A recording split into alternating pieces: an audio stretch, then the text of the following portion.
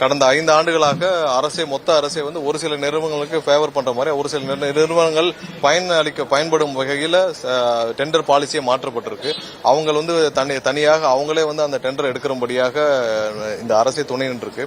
முறைகேடுகள் நிறைய நடந்திருக்குன்னு சொல்லி அவங்களே ஓப்பனா சொன்னாங்க. சோலார் பாலிசியில நிறைய வந்து அவங்க ஒரு சில நபர்கள், அதாவது நீங்க சொன்ன அந்த முன்னாள் அமைச்சருடைய அவரும் அவர் கூட இருந்தவங்களும் எதுவும் நேரடியாக குற்றம் சாட்டினாங்க. அதுக்கான சீல்டு கவர்ல நிறைய ரிப்போர்ட்ஸும் கொடுத்திருக்காங்க. கண்டிப்பாக இதை ஆய்வு செய்து சட்டப்பூர்வமான நடவடிக்கை நாங்கள் ஃபாலோ பண்ணுவோம்.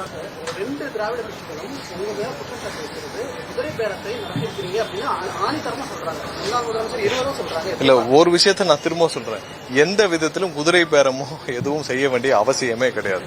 100% மக்கள் எங்கள் மீது நம்பிக்கை வைத்து இந்த நேரத்தில் தேர்தல் வைத்தாலும் 200க்கும் மேற்பட்ட தொகுதியில் மக்கள் எங்களை வெற்றி பெற வைப்பார்கள். அதுல எந்த மாற்று கிடையாது. எந்த இடத்துலயும் குதிரை பேரம் செய்ய வேண்டிய அவசியம் யாருக்குமே கிடையாது. இங்க எங்க முதல்வர் மீது 100% மக்கள் நம்பிக்கை வச்சிருக்காங்க. அவர்கள் கட்சி மீதும் அவர்கள் கட்சியில் இருக்க தலைமை மீதும் நம்பிக்கை அவங்களே ரிசைன் பண்றாங்க. ரிசைன் பண்ண பிறகு அவர்கள் ஒரு முடிவு எடுக்கிறாங்க. அவங்க ஒரு முடிவு எடுக்கிற பிறகு அதை தடுப்பதற்கான எந்த இதுவும் நாங்கள் செய்ய முடியாது. சோ அவங்களா வந்து அவங்க கட்சியில் இருக்கிற குழப்பங்களை பார்த்து, அவங்க கட்சியில் இருக்கிற நிலைகளை பார்த்து அவங்க ஒரு ரெசிக்னேஷன் பண்றாங்க. அவங்க ரிசைன் பண்ணிட்டு அவங்களே வந்து பாக்குறாங்க. ரிசைன் பண்ண பிறகுதான் வந்து பாக்குறாங்க. சோ அதை யார் தடுக்க முடியும்?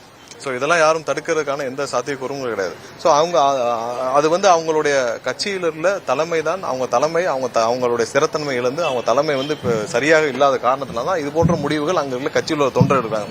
நீங்க போய் அதிமுக எல்லாத்தையும் கேட்டு பாருங்க, அங்க உள்ள எல்லா தொண்டர்களையும் கேட்டு பாருங்க. இங்க வந்து பாக்குறவங்க எல்லாம் அவங்களுக்கு என்ன செய்யறதுன்னு தெரியாம இருக்காங்க. அதிமுக தொண்டர்கள், அதிமுக கீழே இருக்க நிர்வாகிகள் என்ன செய்யறதுன்னு தெரியாம இருக்காங்க. அவங்க கட்சி விவகாரத்தில் தலையிட எங்களுக்கு எந்த இதுவும் கிடையாது, அதுக்கு எந்த உரிமையும் கிடையாது. அதை பத்தி பேச வேண்டியது தேவையில்லை. அந்த கட்சி விவகாரத்தில் நாங்க தலையிட வேண்டிய அவசியம் இல்லை. பட் அங்கிருந்து வர்றவங்க ரிசைன் பண்ணிட்டு வந்து சந்திக்கிறாங்கன்னா அதை நாங்கள் எப்படி தடுக்க முடியும்? அதை பத்தி நம்ம பேச முடியாது.